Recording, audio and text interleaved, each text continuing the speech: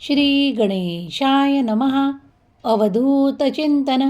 श्री गुरुदेव दत्त. श्री स्वामी समर्थ. जय जय स्वामी समर्थ. प्रिय स्वामी भक्तांनो, तुम्ही स्वामींच्या कृपेने आशीर्वाद प्राप्त करू इच्छित असाल तर हा संदेश शेवटपर्यंत ऐकून घ्या. स्वामींच्या आशीर्वादाने तुमच्यापर्यंत हा संदेश आला आहे. याला न चुकवता संपूर्ण ऐकून घेणे म्हणजे स्वामींचे आशीर्वाद प्राप्त करणे. देव म्हणतात, बाळा, कधीकधी खूप काही गोष्टींनी, काही विचारांनी तू आपल्या आयुष्यात जो गुंता निर्माण करतो तो काढून टाकण्यासाठी मी तुझ्यापर्यंत आलो आहे. देव तुमची प्रार्थना ऐकत आहे. तुम्ही देवाकडे जे काही मागत आहात तेही मिळणार आहे.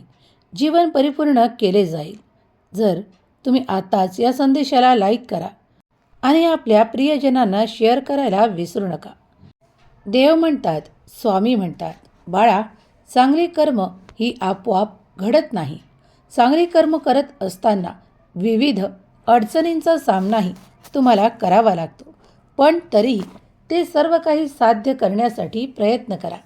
जितके चांगले कर्म तुमच्या हातून घडू शकतात ते करण्याचा प्रयत्न करत राहा.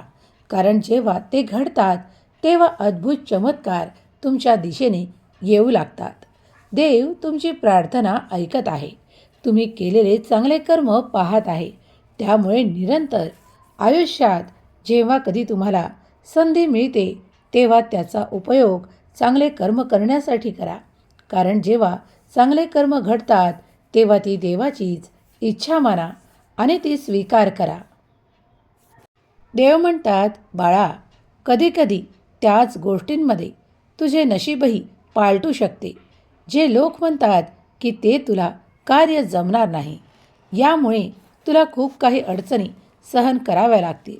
पण तुम्ही तेच करा, कारण त्यामुळे तुमचे भाग्य निराळे होईल. जेव्हा लोक तुम्हाला सांगतात की ते तुम्ही करू शकणार नाही, तिथपर्यंत पोहोचू शकणार नाही, तेच कार्य करण्यात तुम्हाला अधिक आनंदाची प्राप्ती होईल. जे अजिंक्य आहे ते जिंकण्यासाठी एक धडाडी तुमच्यात निर्माण होईल आणि तुम्ही त्या मार्गावर चालू लागाल. देव म्हणतात, अनेक अडथळे काहीही येतील, पण त्या सर्व गोष्टींना घाबरून मागे सरकू नका. पुढे चालत राहा. कारण जो काही विजय मिळणार आहे त्यावर तुम्हीच उभे असाल. देव म्हणतात, ज्या ठिकाणी तुमच्यासाठी विजय ठेवला आहे तिथपर्यंत पोहोचण्यासाठी माझी सहाय्य, माझी मदत तुला निरंतर मिळत राहील. बाळा, कधीही स्वतःला एकटा मानू नकोस. देव तुझ्या कल्पनेच्या पेक्षाही अधिक काहीतरी देण्यासाठी तुला आले आहेत. यावर विश्वास ठेव आणि पाऊल पुढे टाकत पुढे चालत राहा. तुमच्या मार्गात काही अडथळे येतील. असे नाही की तुमचा मार्ग मोकळा राहील, पण ते अडथळे पार करत असताना तुम्ही जेव्हा माझे स्मरण कराल तेव्हा तेव्हा मी तुमचा हात धरून तुम्हाला त्या जागी नेण्यासाठी मार्गदर्शन करेल. माझे मार्गदर्शन जो कोणी प्राप्त करतो त्याला कधीही भटकावे लागत नाही. त्याला कधीही अंधारातून चालावे लागत नाही. माझा दिव्य प्रकाश तो निरंतर प्राप्त करतो. जो माझे स्मरण करतो त्याला कधीही बाधा, अडचणी येत नाहीत. देव म्हणतात, बाळा, तू तुझ्या आयुष्यात इतरांना खूप काही वेळ देत आहेस, पण स्वतःसाठी काय वेळ देतोस त्याचा विचार कर. एकदा बसून निश्चिंतपणे आठव की तू स्वतःला कधी वेळ दिला आहे का? जेव्हा तुला एखादे काम करताना आवड निर्माण होते, पण ते तू खूप काही आधी केले आहेस. आठव की ते कार्य करताना तुला अधिक आनंदाची प्राप्ती झाली होती आणि तुझे मन उत्साहाने भरून एखाद्या लहान मुलाप्रमाणे आनंदित होत होते. त्या काळात तू ते कार्य करायचा. त्या कार्यामुळे तुला अधिक आनंदाची प्राप्ती व्हायची. त्यामुळे तुला इतर कुठल्याही गोष्टींपासून भीती, भय वाटत नव्हते. पुढच्या भविष्याची चिंता देखील नव्हती. आणि त्यामुळे तू अधिक सुखी आणि आनंदी होतास. बाळा, जर तू मागील काळात तुझ्या भूतकाळात डोकावलेस तर तुला नक्कीच ते कार्य करत असताना तुला तुझी जाणीव आठवेल की तू त्या काळात किती आनंदी होतास. बाळा, पण ते कार्य मात्र आता तू सोडून दिले आहेस. अरे जागे हो, कारण मी आज तुला जागृत करायला आलो आहे. कधीकधी आपल्या स्वतःलाही वेळ द्या. तुम्ही जे काही कार्य मागे करत होतात त्यात थोडे जरी तुम्ही मन घातलेत तरीही तुम्ही आनंदी होता हे तुमच्या लक्षात यावे, यासाठीच आज मी हा संदेश तुमच्या पुढे आणला आहे. कधीकधी तुम्ही छोट्या छोट्या गोष्टीतूनही आनंद प्राप्त करता, पण आज मात्र तुम्ही फक्त भविष्याची चिंता करत बसला आहात आणि तुमच्या वर्तमानात जे काही तुम्हाला आज सर्व काही प्राप्त आहे त्याकडे जणू तुम्ही दुर्लक्षच केले आहे. मग त्यात तुमचे प्रेमळ नाते असोत, तुमचे आवडते कार्य असोत किंवा तुम्ही प्राप्त केलेले ते सर्व काही सुख संपन्नता असो, ते सर्व सोडून तुम्ही फक्त एका धावण्यामागे धावत आहात. ते म्हणजे माझ्या भविष्यात काय आहे, माझ्या भविष्यात मला ते मिळेल का, माझ्या भविष्यात मला हे मिळेल का. अरे बाळा, कधीकधी नुसतं भविष्याचा विचार करत राहू नका. आज तुमच्याकडे काय आहे, तुम्ही मागपासून काय करत आला आहात आणि तुम्ही त्यापासून काय मिळवले आहे जे आज तुमच्या जवळ आहे, त्यातील आनंद घेणे विसरू नका. मग ते एखादे तुमचे आवडते कार्य असो किंवा तुम्ही केलेले एक चांगले कार्य असो किंवा तुमच्याजवळ असलेले चांगले नाते असो, तुम्ही त्यातील तो सर्व काही मर्म सोडून देऊन फक्त भविष्याची चिंता करत पुढे जात आहात. मी तुम्हाला ठाम असे म्हणणार नाही, कारण भविष्यातही तुमच्यासाठी खूप काही उमेद आहेत, खूप काही संधी आहेत. पण आजचा जो वर्तमान काळ आहे तो तुम्ही विसरू नये हेच मी तुम्हाला सांगू इच्छितो. आज तुम्ही जे काही नाते आकर्षित करू इच्छिता ते तुमच्याजवळ सहज प्राप्त आहेत. कित्येक जणाला त्या नात्यातील दुरावा आहे, कुणाला काही वाईट संगती आहेत, कोणी कितीतरी दुःखात आहे. जर तुम्ही स्वतःकडे पाहाल तर तुम्ही अधिक आनंदी व्हाल. या क्षणाला मी तुम्हाला काय सांगत आहे ही ऊर्जा ग्रहण करा, कारण हे सकारात्मक विचार मी तुमच्यापर्यंत देत आहे. कारण तुम्ही प्रत्येक क्षणाला समाधानी असावे अशी मी इच्छा व्यक्त करतो. देव म्हणतात, माझ्या प्रिय बाळा, जर तू समाधानी असलास तर पुढील सर्व काही तुला मिळेल, तुझ्या इच्छाही पूर्ण होतील.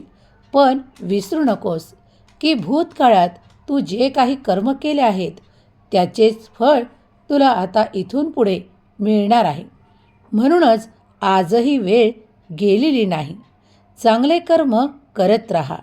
जर एखाद्या प्राण्याला तुम्ही भुकेले पाहिले, जर त्याला तुम्ही काही अन्न खायला दिले तर त्याच्या त्या वेळेतील भुकेला तुम्ही क्षमवले आहे, त्याच्या अतृप्त मनाला तुम्ही तृप्त केले आहे. तुम्ही एक चांगले कर्म केले आहे हे विसरू नका. जेव्हा देव तुमच्या हातून असे छोटेही कर्म करून घेतात तेव्हा लक्ष केंद्रित करा की देव तुमच्याकडून खूप काही चांगले कर्म करून घेत आहेत, जे तुमच्याजवळून सहज आणि सहजरित्या साध्य होत आहेत. देव म्हणतात, बाळा, मी तुझी काळजी निरंतर घेतो. तुझ्या आयुष्यासाठी पुढील क्षणाला काय महत्त्वाचे आहे आणि तुला ते कसे प्राप्त व्हावे याचे मार्गही मी तुला वेळोवेळी दाखवत असतो. कधीकधी तुमच्याजवळ कुणी काही मदत घ्यायला येतो तेव्हा त्या मदतीसाठी इन्कार करू नका, कारण ती मदतीची संधी तुमच्याकडे देवाने तुमचे भाग्य परिवर्तन करण्यासाठी पाठवलेली संधी असू शकते. जर तुम्ही त्या काळात त्या व्यक्तीची जर आपल्या परीने मदत केली तर ईश्वर परमेश्वर तुमच्यावर प्रसन्न होतील आणि तुमच्यासाठी ते अनेक आशीर्वाद, अनेक चमत्कार येऊ लागतील. हे विसरू नका. देव तुमची परीक्षा घेत आहे असे मानून, त्या क्षणांना अमूल्य मानून त्या व्यक्तीची तिथे मदत करा. तुमच्याच्याने जे काही घडेल ते तुम्ही करू शकता. तुमच्यावर कोणतेही बंधन नाही, पण तुम्ही जर चांगले कर्म कराल तर त्याचे फळही त्याचप्रमाणे तुमच्यापर्यंत येईल. अगदी एखाद्या क्षणाला तुम्ही जेव्हा अडचणीत असाल तेव्हा देवही तुमच्या मदतीसाठी कुणाला तरी पाठवतील याचा विचार करा. देव तुमची काळजी घेत आहे. तुमच्या भविष्यासाठी तुम्ही चिंतित नसावे, हेच या संदेशाचे उद्देश आहे. जर तुम्ही चिंतित राहाल, खूप काही व्यग्र राहाल, तर तुम्ही तुमच्या आयुष्यातील जो काही वर्तमान काळ आहे त्यातील सुख आहे, आनंद आहे, विपुलता आहे, भरभराट आहे, ती तुम्ही उपभोगण्यापासून वंचित राहत आहात, हेच आजचे सांगणे आहे. तुमच्याजवळ तुमचे असलेले प्रेम संबंध, तुमचे आनंदित करणारे क्षण, तुमच्या कार्य करण्याच्या पद्धती, या सर्वातून तुम्हाला आनंद मिळत आहे. तो स्वीकार करा आणि प्रत्येक क्षणाला देव तुमच्याकडे जी काही संधी असो, आशीर्वाद असो किंवा चमत्कार असो, ते प्राप्त करत असताना आनंदी राहा. देवाचे आभार मानायला विसरू नका. या संदेशाच्या शेवटी श्री स्वामी समर्थ लिहायला कमेंट्समध्ये विसरू नका. माझा देव महान असे लिहायला विसरू नका. सर्व काही तुमच्या चांगल्यासाठी घडत आहे. जी प्रक्रिया सुरू आहे ती देवाच्या आशीर्वादाने सुरू आहे. त्यात आनंदी राहा. तुमच्यासाठी देव सुख, समाधान, आरोग्य देणार यावर विश्वास ठेवा. काही संधी तुमच्याकडे चालून येतील, त्याचे सोने करायला विसरू नका. देव तुमची मदत प्रत्येक क्षणाला करत आहेत. स्वामी माऊलींचा आशीर्वादरूपी संदेश जर तुम्ही संपूर्णपणे ऐकला आहे तर तुम्ही स्वामींचे आशीर्वाद स्वीकार केले आहे. लवकरच तुम्हाला आनंदाची बातमीही मिळेल. तुमच्या जीवनात संघर्ष संपतील. सुख, समाधान आणि आरोग्य स्वामींच्या कृपेने तुम्हाला प्राप्त हो. स्वामींची कृपा तुमच्यावर निरंतर राहो. स्वामी तुमच्या सर्व काही समस्यांचे समाधान तुम्हाला देवोत. हीच स्वामी माऊली चरणी प्रार्थना. केलेली सेवा स्वामी चरणी अर्पण करते. श्री स्वामी समर्थ. जय जय स्वामी समर्थ. श्री स्वामी समर्थ. जय जय स्वामी समर्थ. श्री स्वामी समर्थ. जय जय स्वामी समर्थ. श्री स्वामी समर्थ. जय जय स्वामी समर्थ. श्री स्वामी समर्थ. जय जय स्वामी समर्थ. श्री स्वामी समर्थ. जय जय स्वामी समर्थ. श्री स्वामी समर्थ. जय जय स्वामी समर्थ. श्री स्वामी समर्थ. जय जय स्वामी समर्थ. श्री स्वामी समर्थ. जय जय स्वामी समर्थ.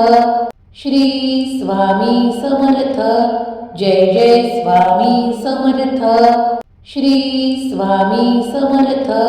जय जय स्वामी समर्थ. श्री स्वामी समर्थ. जय जय स्वामी समर्थ. श्री स्वामी समर्थ. जय जय स्वामी समर्थ. श्री स्वामी समर्थ. जय जय स्वामी समर्थ. श्री स्वामी समर्थ. जय जय स्वामी समर्थ. श्री स्वामी समर्थ. जय जय स्वामी समर्थ. श्री स्वामी समर्थ. जय जय स्वामी समर्थ. श्री स्वामी समर्थ. जय जय स्वामी समर्थ. श्री स्वामी समर्थ. जय जय स्वामी समर्थ. श्री स्वामी समर्थ. जय जय स्वामी समर्थ. श्री स्वामी समर्थ. जय जय स्वामी समर्थ.